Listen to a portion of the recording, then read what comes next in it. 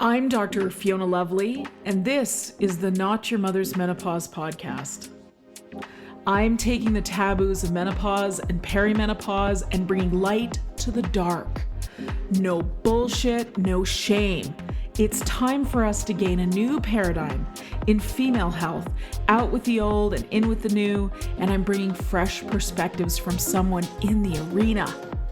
I've been practicing women's health for nearly 20 years, and I'm spilling the tea on what it means to live at midlife, knowing that the best is yet to come. I'm sharing my Gen X approach to living through this transition. Sassy, a bit sweary, and always honest. Tactical tips and instantly usable information is my aim. I hope to make you laugh and that you learn something new that helps you embrace the change. Together, we bring power to the peri. Onward to the podcast.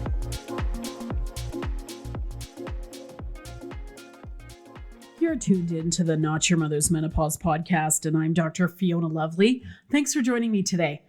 My guest today brought such wisdom to our space, and I'm so excited to share it with you. I know this information is going to touch certain women more deeply than before. My guest today is Shanna Pearson, founder and president of Expert ADHD Coaching.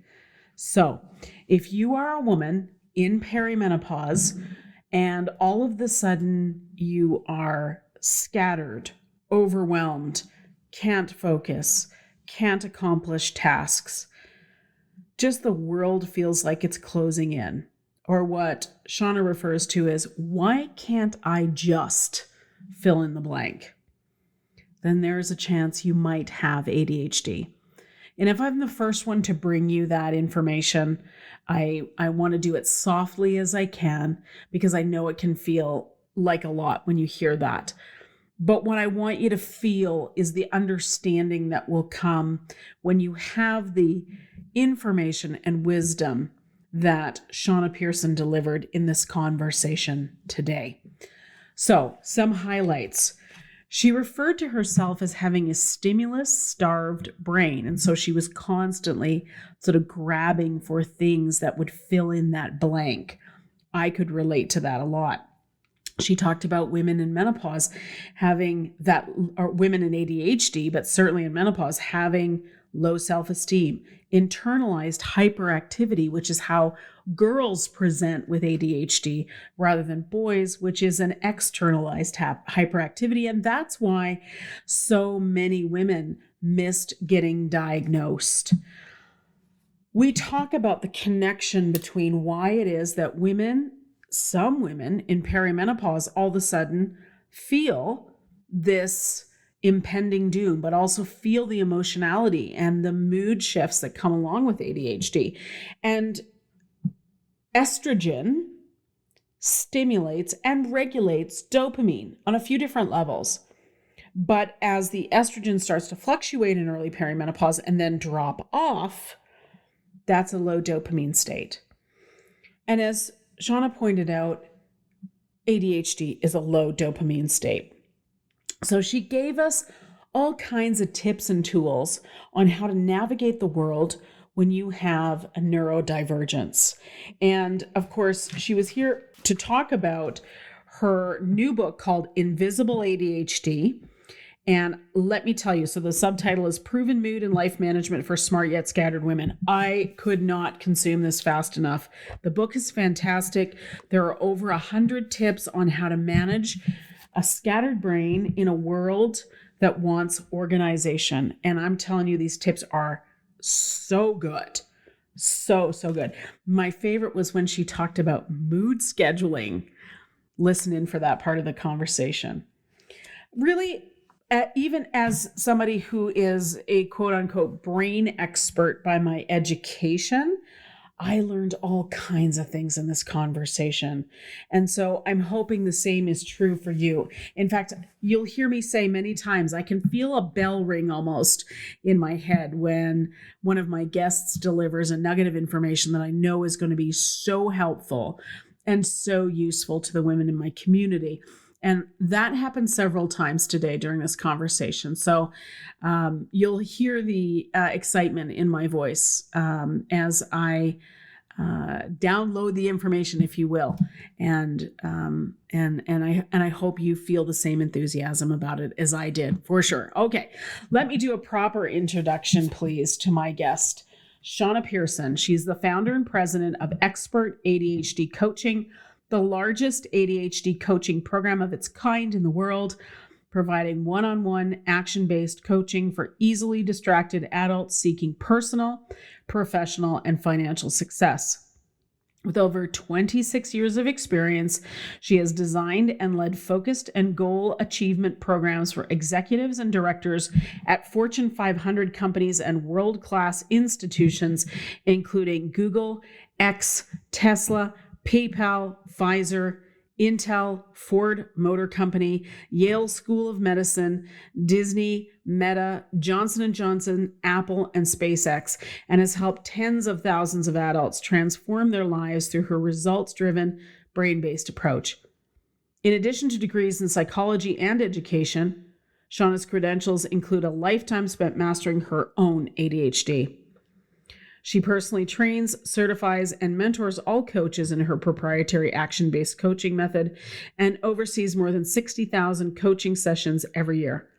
She's been featured on NPR, Fox, NBC, Global TV, CTV, and more. Her new book is Invisible ADHD, Proven Mood and Life Management for Smart Yet Scattered Women. Oh boy, this is a great conversation. I really enjoyed it. I learned a lot, and I hope that the same is true for you. So please tune in for a message from our sponsor and then this great conversation with Shanna Pearson of Expert ADHD Coaching. Thanks for listening.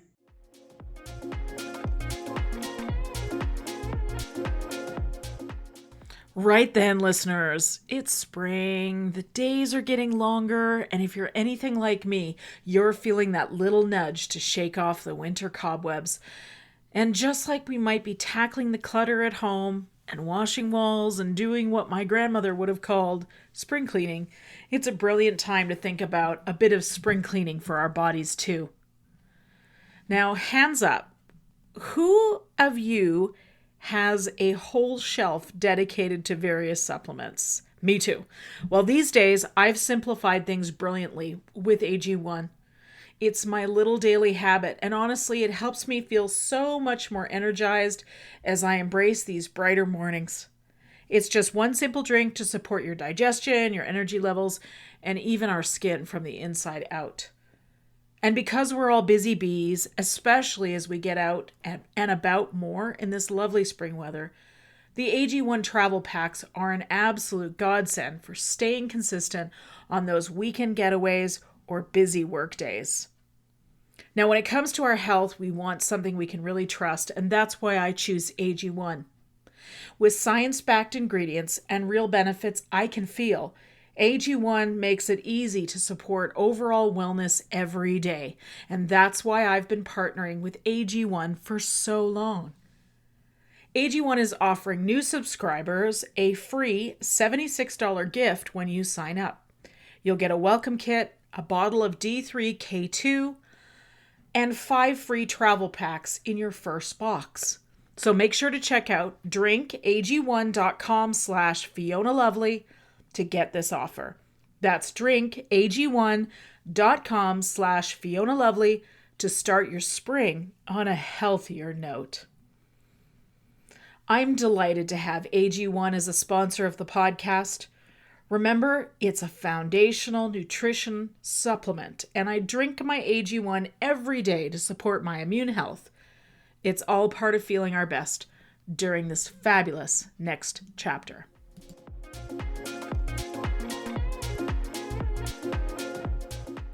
I'm Dr. Fiona Lovely, and this is the Not Your Mother's Menopause podcast. And my guest today is Shanna Pearson, and we are going to talk about women and ADHD. Shanna, welcome to the show. Thank you, Fiona. I'm so happy to be here. We're going to have a good time. Yes, we are. Okay, I am dying to know the story about how you became an ADHD expert. Oh, I have an entire life of living with ADHD, but most of the time unsuccessfully. And so I did not know I had ADHD. Like most of us, most women have no idea when that, until very, very recently. But when I was miraculously diagnosed, my life was at like below ground level. It was at a very, very, very low level. And it was for me, a do or die situation that I had to learn everything humanly possible about this condition. And so that's all I did. I read, I spoke to medical professionals, I spoke to, even just like social workers, even from like psychiatrists, psychologists, social workers, doctors, um, and and just spent probably about a good year or two just focusing on you know, everything that's being said and that was understood at the time about ADHD. And then slowly started utilizing and creating things that I knew would work for myself because I knew that I was a person who required stimulus. I needed extra stimulus, which explained my entire life. So I just started creating, small little systems and tools and techniques that would work for a very stimulus starved brain. And they worked for me and they helped me in a lot of different areas of my life, even relationships. And so it wasn't just about work and, time management. It was so much deeper than that. And then slowly, people started to ask for, help in terms of they started to see my life turn around and they're like, what are you doing? Can I try you, whatever? Can I like share this with me? And then, as time, it happened very organically. It was, purposeful learning and then learning through the people that I was helping and then learning through more professionals and then so on and so on. And year after year after year, eventually there's nothing that has been said about ADHD that I haven't already explored so far. So, Yeah. there's, expertise, I think, happens with time and experience. And so at this point, my company has coached over 22,000 individuals, and every single one of those individuals is different. And their ADHD is experienced differently. And so when you know what works for that person and that person and that person times 22,000, you become, you get to, you figure out what in Yes. general works for people and what doesn't. Yes, yes, and I completely understand that as a chiropractor who's become a menopause expert. It was just because over 20 years, Yes, every time I talked to another woman who had the experience of perimenopause symptoms, I started to see the patterns. exactly. That's exactly it. There's Yeah. patterns, yeah, and Yes. similarities. So there you And go. of course, as somebody who's somewhere on the neurodivergent scale, we'll talk about Somewhere. that far, far. We see those patterns so much easier Yeah. than the neuronormative brain, if you will. Not to make it like one better than the other, but we see the patterns. We see around corners. We see the stuff that others can't yet see. Right. It's like we're looking around, we're looking at everything. We're not just like it's almost impossible for us to have tunnel vision, Yeah. And so Yeah. you see all angles of everything and it's easy to make those connections. Yeah, and you know what? I want to just address this right up front because I certainly have seen this over and over again in my practice, especially in my functional neurology practice, which is working with people who have some sort of brain challenge. It's usually a concussion, but I've worked with all kinds of neuro trauma, neurodevelopmental things, etc. And anytime I mention ADD or ADHD, I see this Hmm. oh shit look, either on the parent's face, and I work with teenagers and adults, not with the little kids. Right. So I either see this on the parent's face or I see this on the adult's face because they've heard somebody say it for the first time.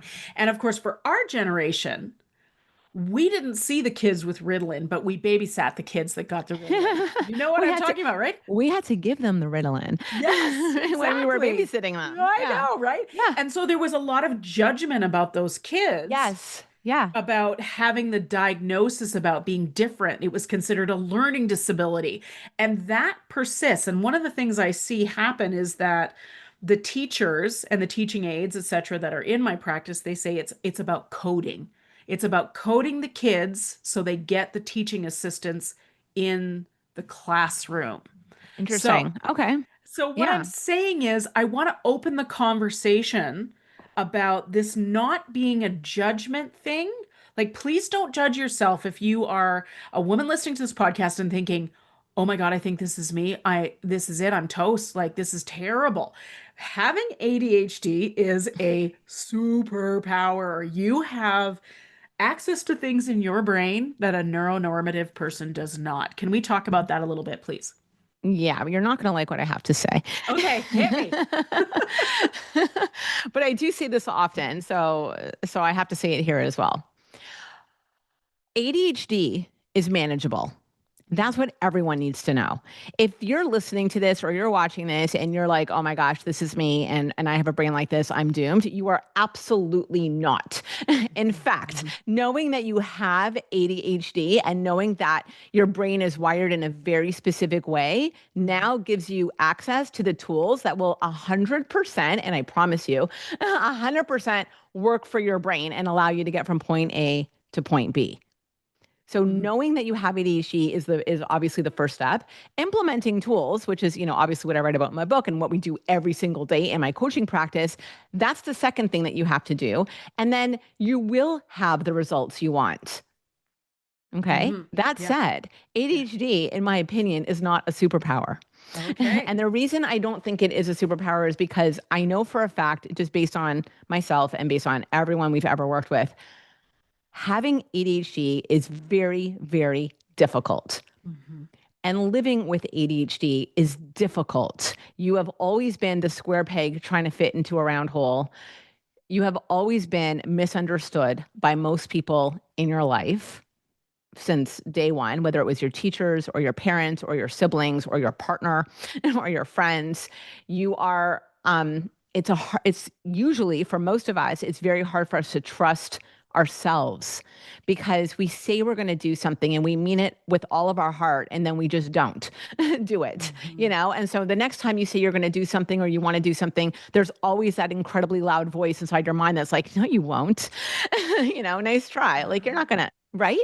And Okay. you're living a life, a lot of us are masking for most of the day, trying to get by and just trying to get everything done when you're literally running around inside of your brain at like a million miles an hour and you're still not getting where you want to go. And I don't want to minimize that experience because that experience is hard and it sucks. And so with the big, the saying that everyone, so many people, I would say in the last maybe 10 years where it's like ADHD is a superpower, I really don't agree with that. And I think it makes things harder for people because if you think you have this superpower and your life still sucks, then what is wrong with you? Right? Yeah. It's like, well, what, I'm supposed to be this incredible, I'm supposed to have this power. I'm supposed to be able to do anything. And no, you're not. You have our brain that's wired differently. Yes. It's not a superpower, but it's definitely not a life sentence either. Yes. Okay. Okay. Learn Helpful. to work with your brain and 100% I will. And you will help Yeah. and Yep. lots of other people out there will help you too. And learn to work with it just like you would learn to work with, like I talk about in my book, like curly hair versus straight hair, right? Yep. Like, And here we are. you have Yes. curly hair. Yes. You know for a fact that you cannot use a brush the way, a super straight hair person would be using a hairbrush. No. You need to use different tools, right? Yes. It's the same Yeah. thing with ADHD. Interesting. Learn to use those tools. Your life will become a million times easier. So thank you for that insight because I think what I've just realized as I was listening to you is it also depends on where you land on that spectrum of Hmm. neurodivergence, if we're going to use that if I'll use that terminology, because I have I'm going to talk about myself and Yeah. my husband for a second. I know Good. about ADHD most because I helped him get his diagnosis. Oh, As good. he went into menopause, if you will, all of a sudden, this I love it. super functional man, the wheels came off. Yeah. And this was right after COVID. And it was like, what the hell's going on here? And of course, Interesting. being the high functioning type A person that I am, I went out about finding what was going on. And that's when I came across the survey that the GPs put together here in Canada.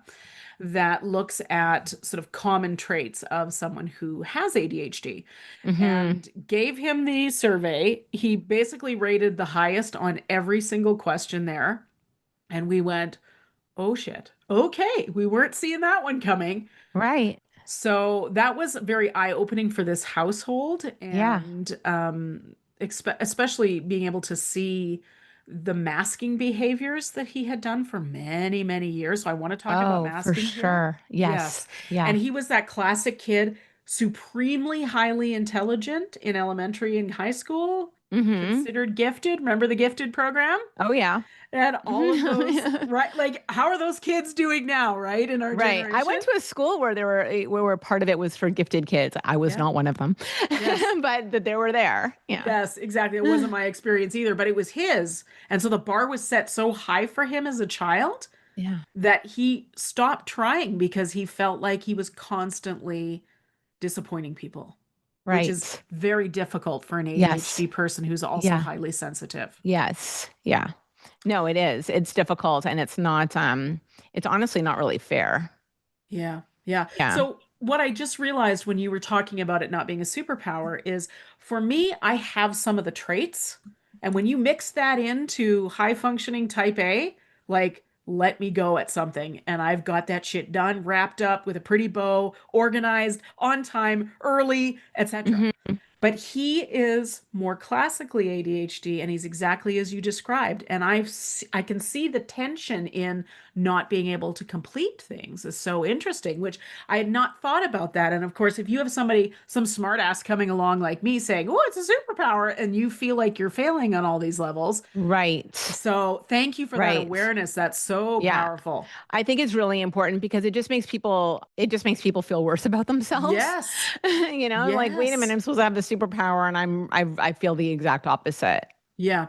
Well, and let's talk about the fact that um it's about the expectations we have about productivity of human beings, and that's where the tension is, right? If we were Yeah. all able to just sort of live in such a world where we could just be free ranging is what my husband calls it, then you wouldn't have people's expectations on you of what needs to be done, and of Yeah. society. There's certain things you Right. need to accomplish in order to be a good human being, but Right. You just always feel like you're failing at something inside, yes.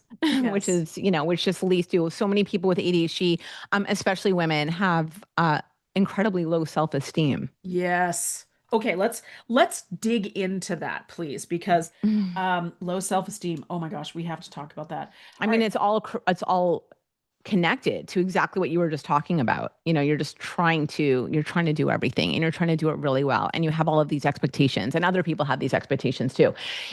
If a lot of us are very intelligent, but some of us are Mhm. just average intelligence. And regardless, we're just never measuring up because we're not able to do things the way that other people do them or the way that it's expected of us. And that whole, that Yes. was happening during our formative years. And so you're constantly, it's like the first part of my book, Why Can't You Just? That Yes. is like, Love that. we lived inside of that and we grew up inside of that and not even knowing why can't I just? Right. Yeah. And so Yeah. now you don't understand yourself and nobody else understands you either. And that it just feels terrible. Yes, It feels terrible. absolutely. It, Yeah. it, and I'm hoping that this conversation, as women are listening, are going to feel themselves if understood when you say what you just said. Like, Good. feel yourself understood in a way that maybe you haven't been before. Right. And also, I think it's really important to just say an ADHD diagnosis, there are so many things that you can do to help with that. It's not Hmm. just about the medication, right? Oh my goodness. A thousand Right? percent. My whole life is devoted to this. Like helping people. We are non-medical based. Like everything Yeah. we do is non-medical. And that said, probably 70% of our clients do take medication also, but it is obviously not the only thing they need, but that's why they're here, Yeah, So yeah, there's so absolutely. many things you can do. So let's talk about that in context of women's health. But I before to open this section of the conversation, let me just read a little quote from your book, if that's all right. So the Yeah, book go is for it. called Invisible ADHD because most people who are listening to this, Shauna, will actually be not watching us on video, but listening in Right. their car driving. Invisible ADHD by Shanna Pearson. Here we go. Here's a quote that I just like push me over with a feather. Here we go. I love it. Many women discover that they have ADHD during menopause or perimenopause due to hormonal changes, exacerbating previously manageable symptoms or triggering new ones. Fluctuating estrogen levels can impact neurotransmitters like dopamine and serotonin, which are also affected by ADHD, leading to increased difficulty with focus, emotional regulation, and other ADHD related challenges. An estimated 50 to 75% of women struggling with ADHD don't even know that they have it and are fighting an uphill battle trying to navigate a world their brains are simply not wired for. Ladies, I can feel you reacting to this as you're listening. I can feel it. On the surface, people may label them as unreliable, flaky, intense, or dramatic.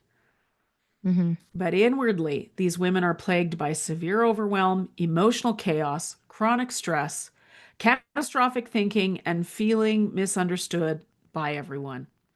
Women who seek help are often misdiagnosed with anxiety or depression, absolutely, which Hmm. can lead to a lifetime of living with the wrong diagnosis and medications, while the true culprit goes undetected or incorrectly treated. This can leave them feeling hopeless and perpetuate cycles of anxiety and depression. To make matters worse, just when they may start to take small steps forward in their ADHD management, hormonal shifts like PMS and menopause can throw everything into a lurch and send them right back to square one. Whoa. Dude, thank you for unpacking that. You're welcome. That one page took about a month to write.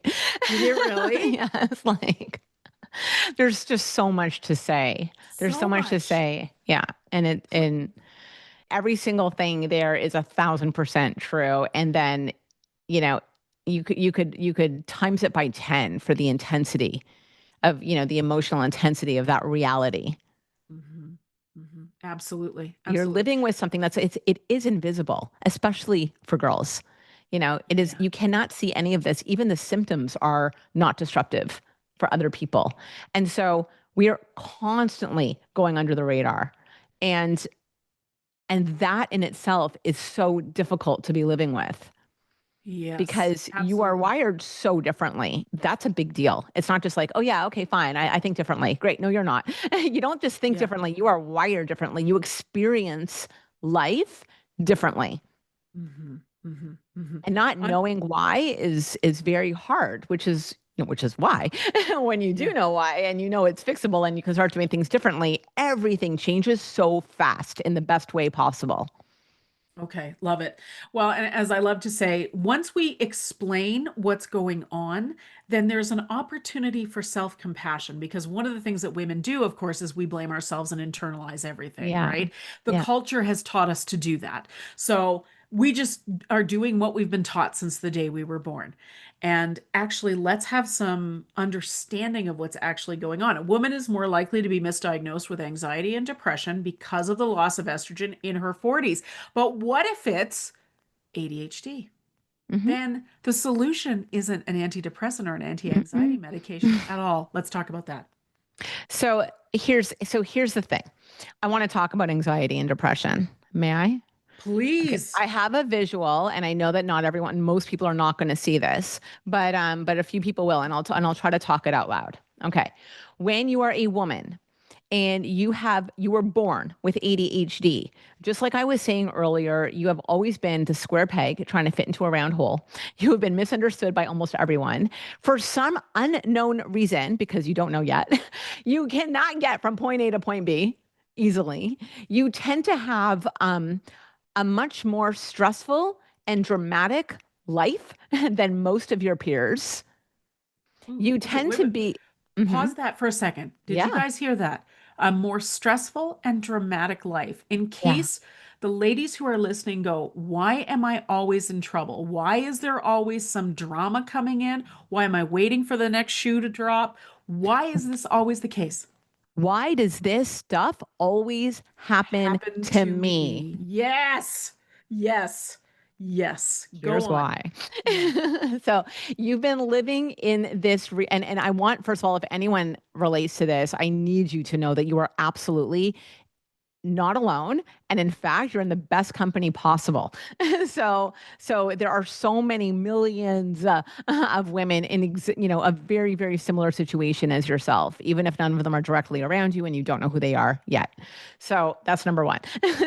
Two, you've been living like this your whole life, and you don't know why it's hard for you to get into your career. You don't know why it's hard for you to balance different areas of your life, whether it's kids, jobs, a relationship, your friendships. Why do you never get back to people? Why are people always complaining that you're always late, and complaining that you never take them seriously, or you're not, XYZ? It makes you feel terrible about yourself. And not just with your relationships, but with your career, your health. You can't stick to a health regime for longer than like 3 weeks or whatever it is. You end up as a woman in middle age feeling terrible. You feel terrible about yourself, and you're not proud of any of your accomplishments. And you say, you talk to your doctor about this when you go for your yearly checkup. Guess what they're going to do? They're going to give you an assessment. And almost all of us have gotten one of these. When we go for our yearly checkups, they're like, okay, you're not feeling great. You're feeling sad. You're feeling discouraged. Here's an assessment for anxiety and and depression. And the reason you'll get those assessments is because those are the defaults. Mhm. So I'm showing this on camera, but if you don't see it, the G87 is the standard anxiety screening tool that they give you. It's just standard. This is what they'll give you. The problem is that this screening tool for anxiety has seven statements, and every single one of these is a symptom for ADHD. So Oh my feeling God. nervous, Yep. Not feeling being able to nervous, stop. not being able to stop worrying too much. I mean, ADHD women are expert professional catastrophizers. Trouble relaxing. I don't know a single woman with ADHD who has an easy time relaxing. Being restless, it can be hard to sit still. Becoming easily annoyed or irritable. That's like a huge thing because we're so impatient. We need everything yesterday. And feeling afraid as if something might happen. Catastrophizing once again. These are all seven of these are ADHD symptoms for women. So you Wow. have ADHD and you are a woman and you're given this, assessment. Guess what? Now you're going to be likely prescribed an anti-anxiety medication. And it's Yep. almost identical with depression because the Yep. standard depression screening is called the PHQ-9.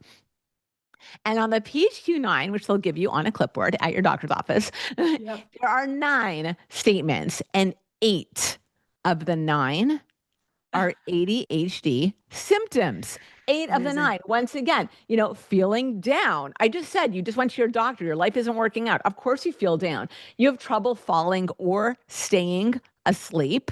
I feel like that's all of us. Poor appetite or overeating. Mm-hmm. Women with ADHD tend to be one or the other. Feeling bad about yourself, trouble concentrating on things. Wow. So, being fidgety and restless, that you need to move around a lot, and so, Yeah. except for the very last one, which is 100% depression, you will be assessed and likely being, prescribed an antidepressant. You'll be Yes. assessed with depression, and your doctor may very well just prescribe you medication for that. And so, in the meantime, you're living with ADHD. Yes. So now Yes. you're taking you're being mismedicated. You've been Yep. misdiagnosed, mismedicated. Your Mm-hmm. ADHD is not getting any better. Yep.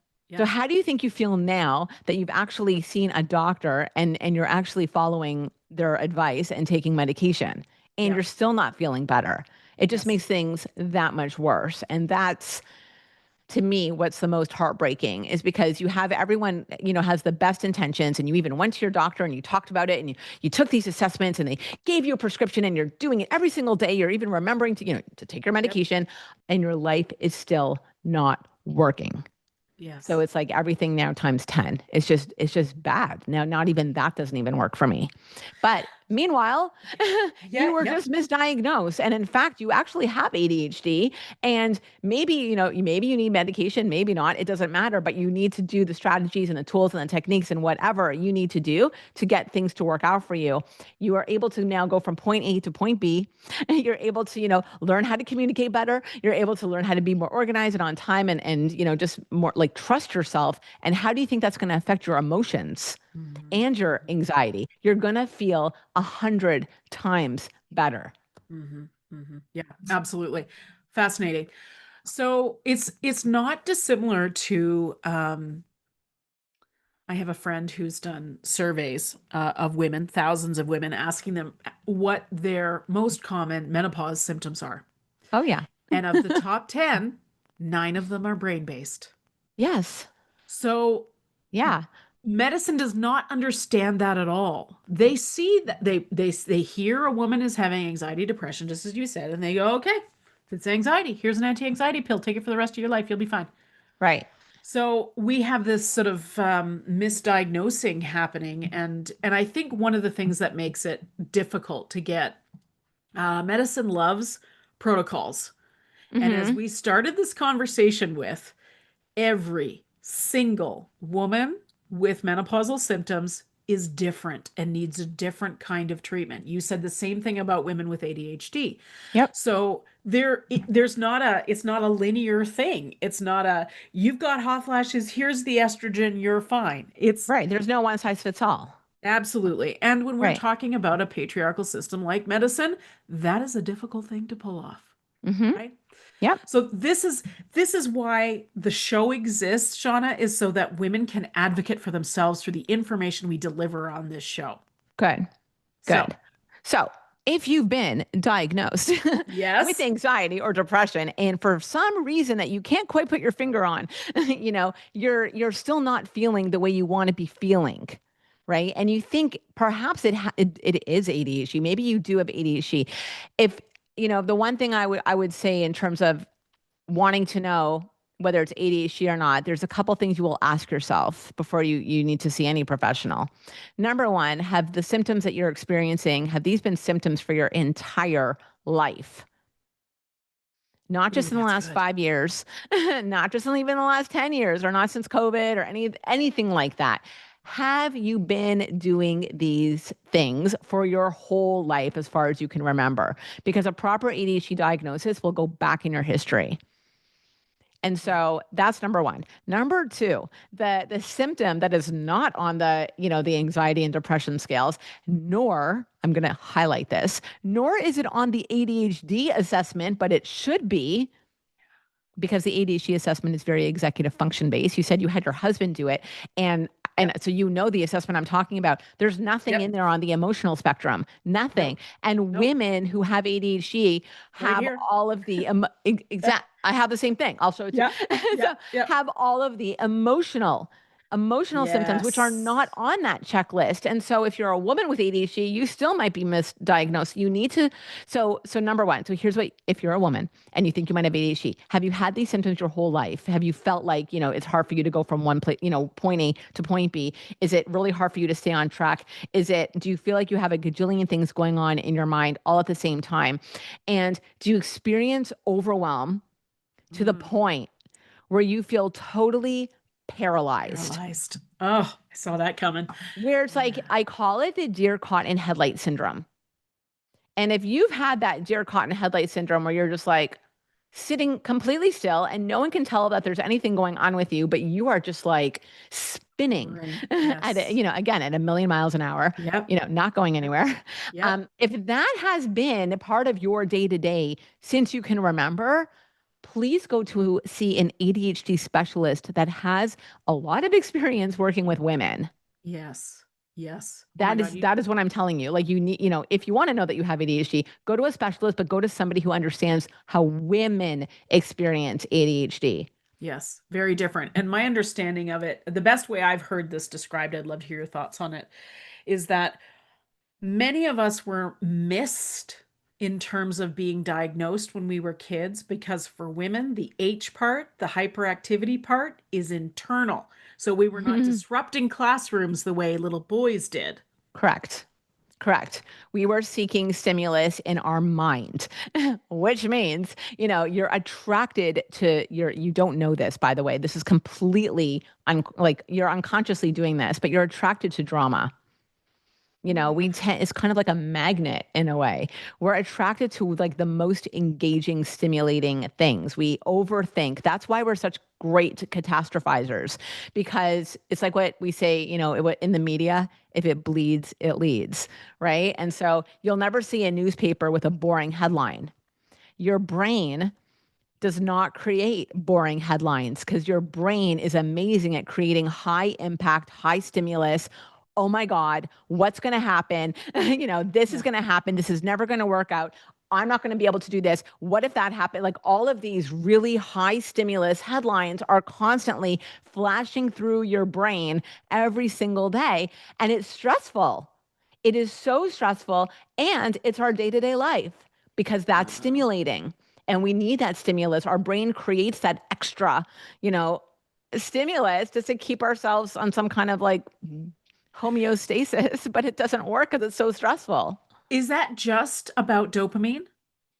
Yeah, I mean, that's as far as I know, we have less dopamine available to our brain, and we still don't know why, Fiona, whether, our brain is not creating enough or whether less is a bit like entering through, reuptake, whether less dopamine is entering our brain. We don't know. But what we do know is that there's less dopamine available in our brain.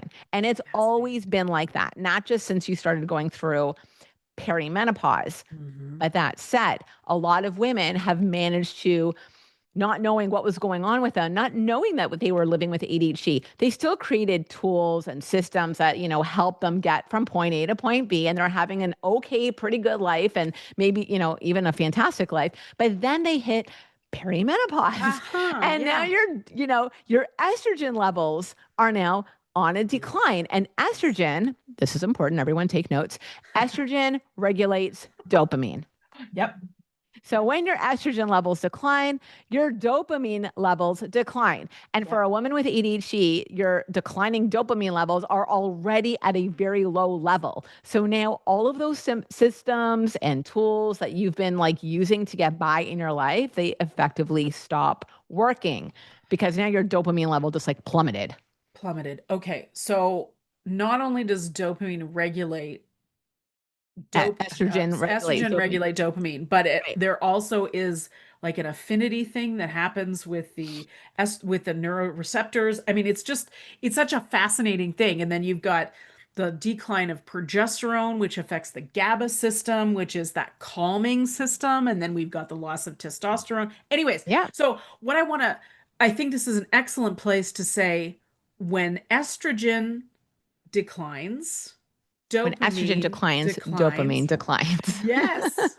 Dopamine declines, and we are no longer able to mask the ADHD. What the hell does that mean? Shanna, break it down for us, please. It means we've been getting a ton of clients and women in their 40s and 50s all of a sudden who've been, because menopause, thank God, has hit the limelight. Yes. Thank goodness. It is such a blessing that this has happened for us. Such a huge blessing. Absolutely. And so women are learning about this and all of a sudden they're like connecting the dots. And so we've had a surge of clients, entering our program, just like women in this exact age range, because they can no longer manage it themselves, nor should they have to, because it is so difficult.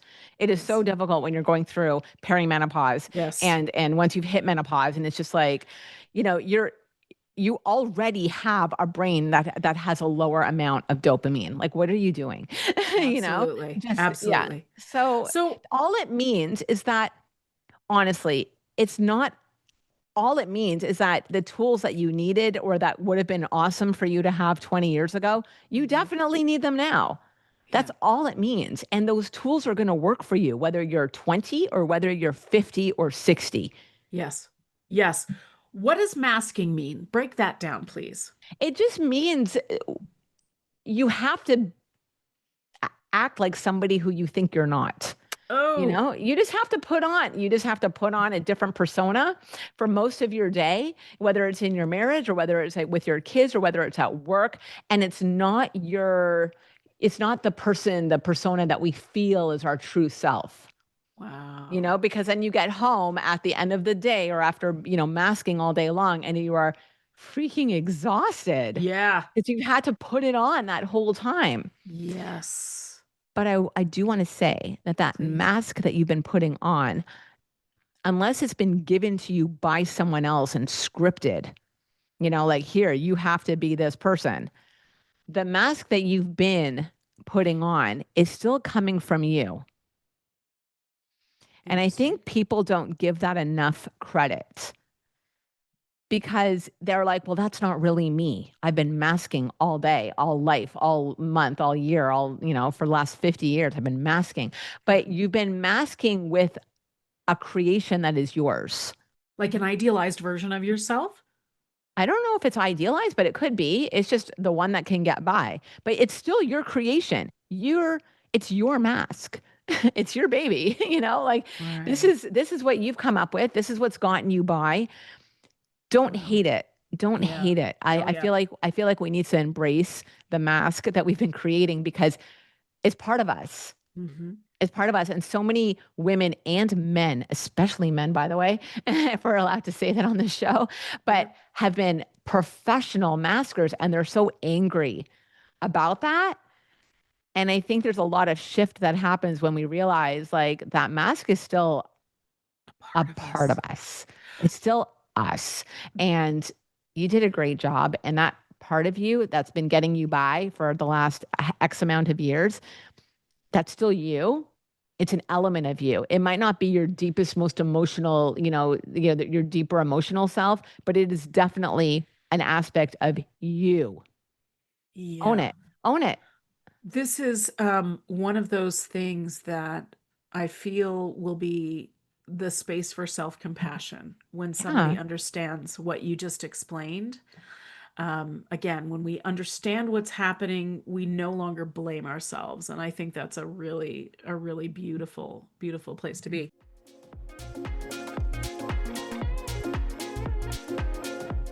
Here's something that might surprise you. When our estrogen drops during menopause, we don't just lose protection for our bones and our brain. We lose estrogen's protective effects on our heart. Your heart is packed with mitochondria, the cellular powerhouse that keep it beating strong. But as we age and go through the stages of menopause, oxidative stress can damage these mitochondria, affecting our cardiovascular health in ways we're only just beginning to understand. That's where MitoQ's hero ingredient, mitoquinol, comes in. It's the world's first mitochondrial target antioxidant that gets directly into your mitochondria, targeting stress at the source. Studies show that 20 milligrams per day of mitoquinol in older adults can improve arterial function by up to 42% and support healthy blood flow, exactly what our hearts need as we navigate this life stage. Ready to support your heart where it needs it the most? Visit mitoq.com and use my special code LOVELY10 for 10% off your first order. That's mitoq.com, code LOVELY10. These statements have not been evaluated by the Food and Drug Administration. This product is not intended to diagnose, treat, cure, or prevent any disease.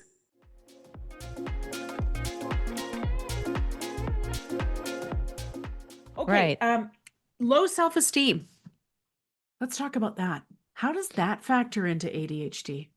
Well, you've especially for women, because most of us were not diagnosed as kids. If we were born in the 70s or 80s and at least the first half of the 90s, we were not diagnosed as children. And so we grew up in our formative years and even through our young adult years, not knowing what the heck is going on with us, not understanding ourselves and not being understood by others. A lot of us have had a really hard times in relationships. A lot of us have had a really hard time, with teachers or, employers, why can't I just? And you're constantly asking yourself that question for your entire life. You're not going to feel good about yourself. And that is low self-esteem is like this deeper, like this worthiness of, belief of there's something, there's a belief that there's something innately wrong with me. And there's something wrong with me that makes me, quote unquote, not good enough. And that is why 100% of people that I speak to, 100% have challenges with self-esteem. They have low self-esteem. Even the multi self-made millionaires, the CEOs of gigantic companies, it doesn't matter how outwardly successful you are. Every person with ADHD, especially the ones that have been going undiagnosed for so many years, have low self-esteem. Wow. It always goes hand in hand because you're different. You don't know why. No one knew why. And you're constantly, made to be like wrong. Yeah. Okay. So it seems to me that, thank you for that explanation, by the way. Does that make sense? Oh, Or, yes, it does. You okay, bet it does. good. Absolutely. And these are the kinds of conversations I'm having with women who, I'm very sensitive to the fact that there are more women who take their lives in their 40s and early 50s than at any other time in our life. And I know that that is a misunderstanding is what happens there. And of course, there's lots of reasons for that to happen, but I just wish women had more comprehensive care that was individualized to what was going on. We would imagine prevent a good portion of that if we just did. So I think you sharing these things as you have today again is going to open up that space for self-compassion to say, I'm not broken. This is Not at not all. Mhm. exactly. And haven't we had to have that? Did you have that recognized? Did you recognize that in yourself? Oh, yeah. Especially when I started realizing how easy, this is going to sound crazy, how easily fixable it's like using the right hairbrush. Like, oh, you mean I just have to do that? You mean I only have to do this? Okay. Nobody else ever told me that. Yeah. It's like, wait a second. This is not that difficult. Yeah. It is Wow. not. This is not that difficult. And yet, your teachers didn't know it. Your parents didn't know it. Your friends don't know it. Nobody else knew what to tell you to do. You didn't think about what you could do, differently. You're just so badly trying to do things the way all of your friends are doing them and everyone else is doing them. And all the latest, TikTok videos are telling you what to do and whatever. It's not working for you. Guess what? Of course, it's not working for you. It shouldn't be working for you. It should not be working for your brain. These other things can work for your brain. Try that. And then you'll Yeah. see how quickly, once you start doing things differently in a way that works with how your brain is wired, once you start doing that, you yourself will see, you will not need me to say this, you will see how fast things change for you. Amazing. So, for those women who are listening and wondering what those things are, please read the book, Invisible ADHD, because you break it down. You give us the tactical goodies in there. And Oh thank my you for that. gosh. Can I honestly, I put way too much in this book. It's a little overwhelming. But It's there amazing. are there are literally over 100 of our coaching tools in this book. And there's best-selling books that have like one tool and that are like here's your one tool and let's talk about it for 300 pages.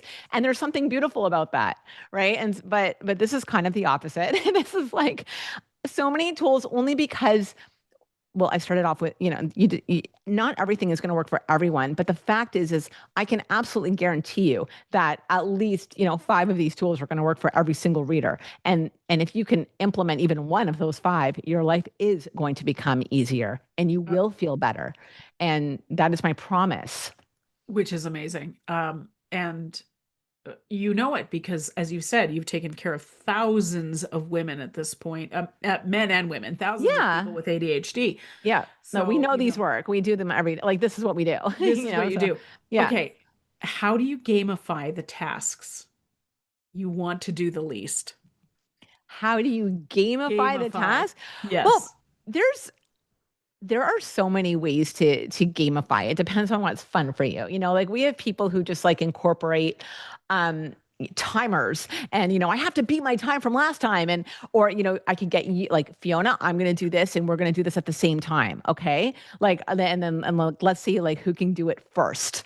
Now I'm competing against you. So there's competition. There's a self competition, there's competition with other people. There's blasting music and putting on your sneakers while you're doing boring tasks, which for some reason just makes it more enjoyable. You want to just putting on sneakers. We have a bunch of our college students love this, where there's physical state changes that we will have people do in the middle of a boring task to kind of like up the energy.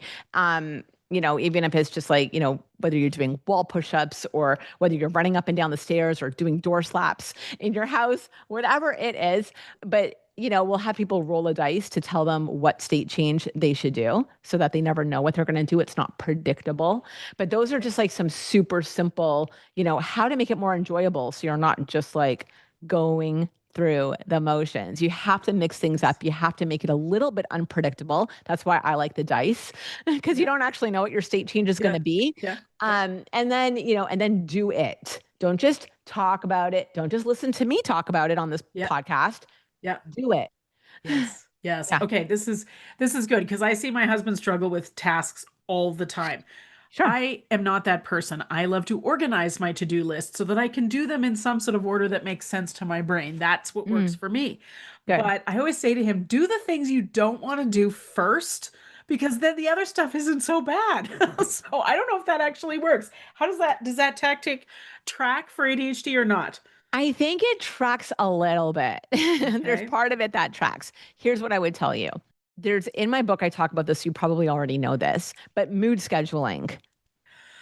Oh my Okay. God, let's So talk about this. it's Yes. not about doing the tasks you don't want to do first. It's about doing the tasks you don't want to do at your highest energy time of day. Okay. So if you're a morning person, which many of us are not, by the way, but Okay. if you are, do those tasks in the morning. If you're a 9 p.m. high energy person, that's when you actually do those tasks. Like you have to first track what are your high energy times, what are your lower energy times, and write down what they are because there's usually more than one of those times a day. You usually have more than one high energy time a day. You usually have more than one low energy time a day. Know what Yep. those times are. Do the tasks you don't want to do, and also your more difficult tasks. Do those at your high energy time. Do the tasks that you do want to do, and also your easier tasks at your low energy Oof, times. that's a That great idea. is a game changer. It is a I game say. changer. Yeah. Wow. I mean, It's never working mind. with your own circadian rhythm. Oh, it's beautiful. It really is. It's biohacking in a way, Yep. if you'll let me say it that way. But I love that. That is mood scheduling. I'm looking Yeah. at my notes. Mood scheduling is what you've called it. Yeah, mood scheduling. It's Oh, so it good. literally works for 100% of all people who've tried it. So, and I would say, I'd say every single one of our clients, utilizes that. Well, and let's talk about moods now for a second because it's come up. So I see a lot, I hear from the women that I work with that they have this sort of irrational moodiness. Now, Yeah. is this a hormone thing? Is it an ADHD thing? What's going on here? Well, because we have a brain that cannot compartmentalize. And I haven't said that yet on this podcast. But the thing about ADHD is that we don't have compartments. A lot of people are able to compartmentalize and we can't. It's very difficult for us, which leads to the overwhelm. Because, if you have let's say the average person has 20 things that they have to think about all at the same time that are, whatever. In your mind right now, there might be 20 things going on. Most people can compartmentalize those thoughts. Well, I have to do this then. I have to talk to my wife about that, or I have to talk to my husband about this, or I have to do this for my kids, and this is what I need to do for work, et cetera, et cetera, et cetera. For a person with ADHD, all of those thoughts are going through your brain in the exact same place, like a smoothie. It's all in one blender. And so that is why we feel so overwhelmed all the time, because there's no place to put anything. And it's the same thing with our moods. There's no like, I feel sad, I'm going to put this sad over here, I'm going to try to forget about it, and I'm going to focus on the positive. You can't do that if you have a brain that can't compartmentalize, because that positive is like, it's there, but the sadness is taking over everything. And it's kind of, it's like what I say in the book, and when I say, to our clients, it's like water. It's just like seeping through everything. And so whatever mood we are experiencing, it's taking over all of our mind and our brain and our soul. It's just like there's no place for it, which is why we're so mood dependent. And we tend to do what we feel like doing, because our moods actually run our lives, because our moods are powerful and they take over everything in our mind. There's no compartment for the mood. I hope that makes sense. Yeah, I'm like speechless on that Oh, because good. I have seen that in action. And I've had so many women tell me that this is what's going on. And I'm over here thinking, well, is this a fuel problem? Is it a glucose problem? Is it an estrogen problem? Does It it, can be helped with that. It can be. yeah, If you yeah, can, there's ways to moderate our our moods. But the yeah, fact is, regardless, the moods take over and there's nowhere for them to go except for everywhere. And so yeah. that's why our moods are such a big part of our personality. Ooh, this, And why our moods are such, if you look at your results, you'll notice. And you look at, good results and bad results. Like yes. just look at your results, all of it, the good, the bad, the medium. You'll notice that a lot of this had mood in the background. Good mood, energized mood, negative mood, sadness, despondency. It's all there. Our results are usually affected by our moods, which is why people with ADHD, if our moods are up and down, based on, what somebody said to us, based on what we had for breakfast, based on whatever, our results for people with ADHD tend to look exactly the same. Up and down. Our results are up and down, just like our moods. Wow.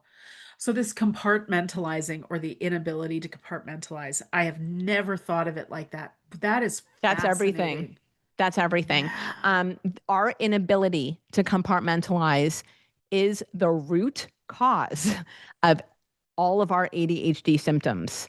Our overwhelm, our impulsivity, our our challenges with organization, our challenges with time, our difficulty communicating clearly, because you think you can't, it's hard to compartmentalize. How are you going to know? Like, how can you communicate in a straight line? We tend to go everywhere in Yeah. circles and all around and back again. It is honestly the source of all of our ADHD symptoms. Wow. Again, another check mark for deep understanding of what's going on in our brain. It's huge. It's really, and it's important for people to know that, because a lot of people who have ADHD are, we're called, lazy or flaky or, despondent or just like disorganized or, Negative, God, get it dramatic. together, man. You're so disrespectful. And why can't you just be on time? And, name it. Right. But if you imagine that that person has a brain that cannot compartmentalize, they're no longer lazy. They're just living inside of this like everything all at once right Smoothie. now Yeah. reality. And Yeah. it's the same thing. How are you supposed to get from point A to point B if you're also, going in these 50,000 million directions, and it's really hard for you to rein it in because your Right. brain doesn't do it naturally.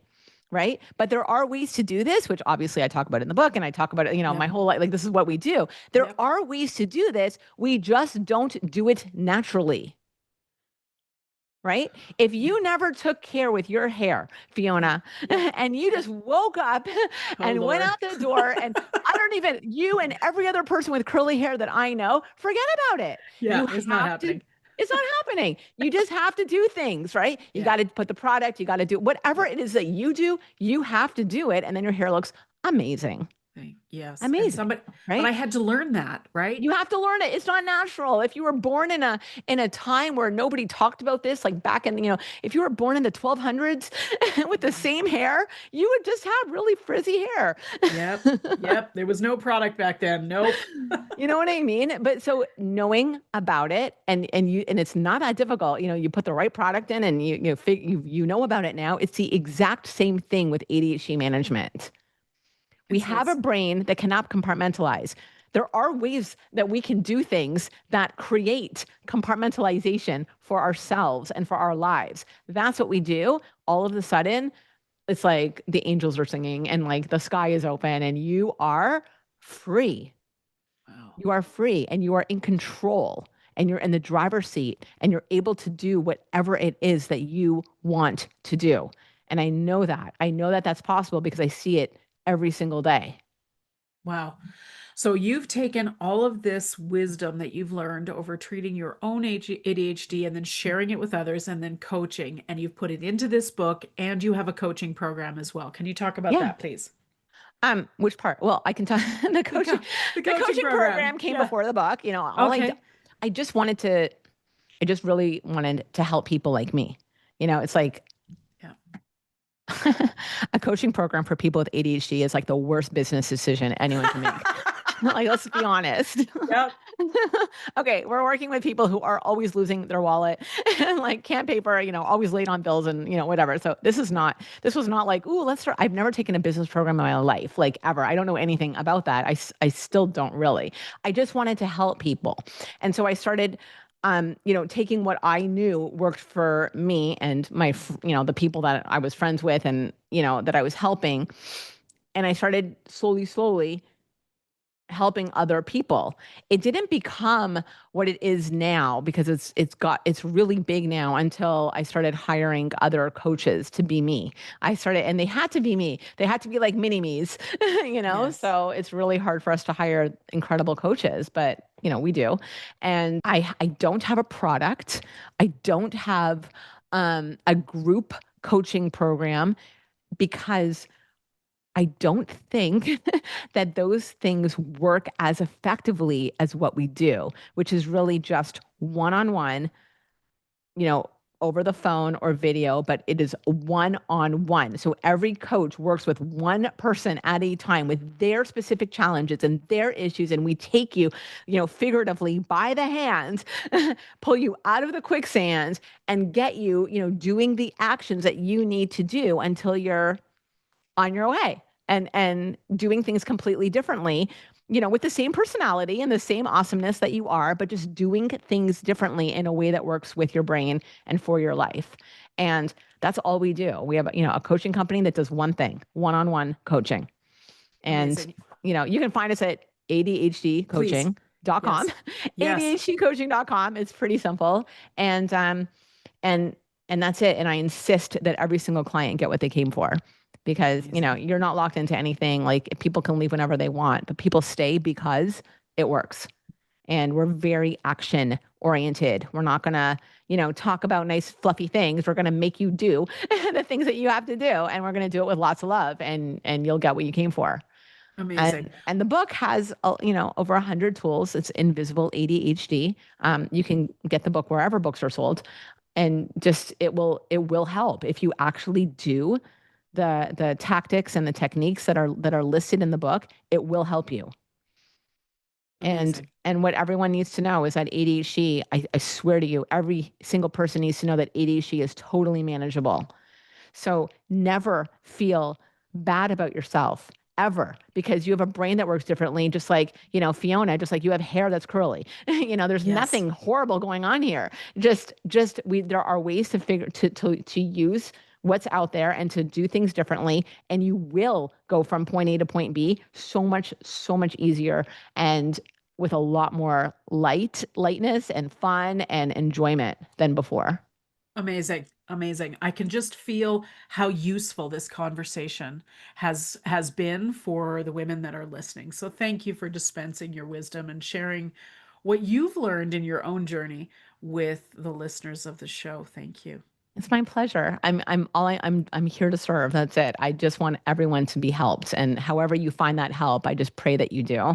And just know that there's a big, fat, beautiful light at the end of this tunnel. Oh, I love it. And I'm totally here for this time of inclusivity where we just say, hey, Fiona's got curly hair, Shauna has straight hair. It doesn't mean a damn thing, except we probably have a different kind of brush in our bathroom. That's it. That's really it. I love it. Thank you. I love it. Yes, you bet. It's a compassionate way to look at it. Okay.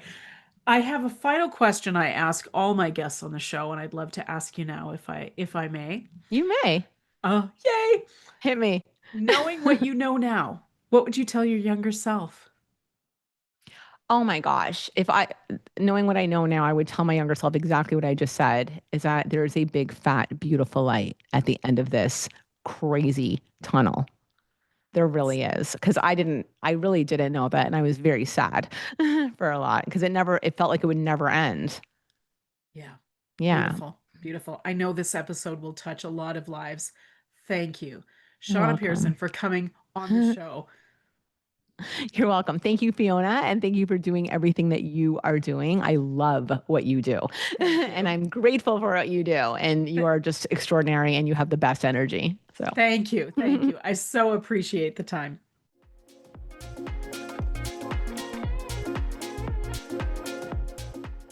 The information and other content provided in this show, or in any linked materials, is not intended and should not be construed as medical advice, nor is the information a substitute for professional medical expertise or treatment. We are doctors, but we aren't your doctor. Seek your doctor's opinion. If you or any other person has a medical concern, you should consult with your healthcare provider or seek other professional medical treatment. Never disregard professional medical advice or delay in seeking it because of something that you have heard in this podcast or in any linked materials. If you think you may have a medical emergency, call your doctor or emergency services immediately. The opinions and views expressed on this page and in this show have no relation to those of any academic, hospital, health practice, or other institution. Thank you.